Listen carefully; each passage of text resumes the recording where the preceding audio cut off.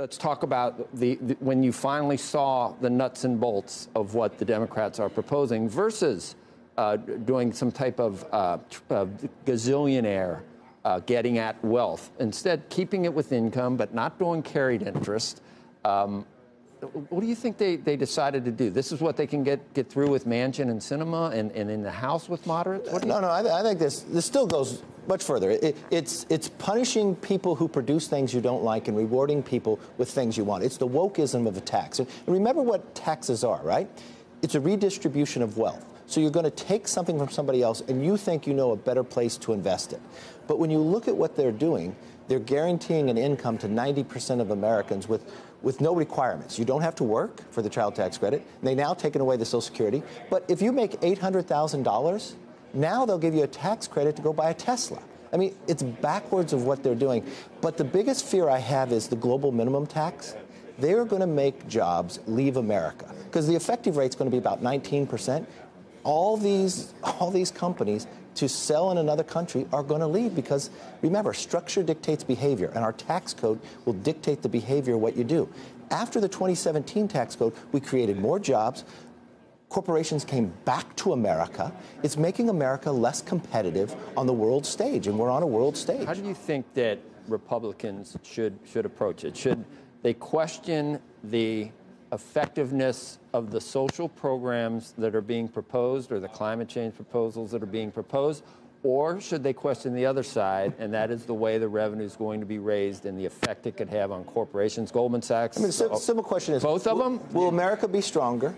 Will we be better off? And will our economy be strong? All those answers are no. And in the world of we're having inflation now, this is going to propel it even further. Because we're not talking about $3.5 trillion. We're talking about $5 trillion because they have the infrastructure on the other side.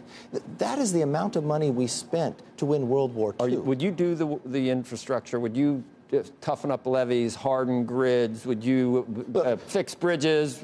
I would do infrastructure on infrastructure. That infrastructure bill is not about infrastructure. I would reform NEPA. I'd make sure that it gets built less than 10 years. And I would invest in road, bridges, and broadband. If you could do the $3.5 trillion in a perfect world and it wouldn't cost anything, are those programs something that Republicans would want? Child care, expanding some of the making human infrastructure, in other words. What if you could wave a magic wand and it could be free? Would you still not want to do it for people? Well, look, I want to do things for people that need to happen, but government shouldn't do everything for you. And what they're doing is they're taking away the incentive. Think about the child tax credit. Republicans believe in a child tax credit, but what they just did was take away requirements. You don't have to work, but you know what else they took away? You don't even have to have a Social Security. So who are you benefiting? You're benefiting beyond Americans? I don't think we can afford to do that because this is money taken from somebody else. This is money taken out of the hands of Americans and put someplace else. I think the more resources individuals can keep, that they are better determinants of where their money goes. All right. Last time you were on, you made even other... There's this other gentleman who calls himself the Morning Joe, although his name is Charles. His name is Charles, and I've been on longer than him in the morning. But okay, for whatever reason. But they ran the clip of you saying "over my dead body." That was the most incendiary thing. How are you going to stop it?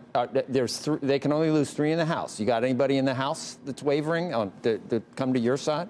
Look, there were 10 Democrats who signed a letter who said they would not vote for reconciliation, $3.5 trillion, unless they had infrastructure first. They folded in less than 48 hours. Josh was on yesterday. He said he didn't fold yesterday. He said he got everything he wanted. You can't even do that in a straight face. Not only did they vote for it, they deemed it, meaning you didn't even get to debate it on the floor, and they never got to vote for infrastructure. It is the worst fold I've ever seen.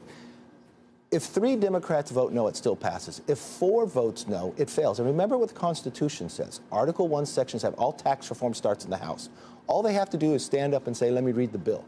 It'll slow it down. I believe there's an opportunity we can stop this. Shepard Smith here. Thanks for watching CNBC on YouTube.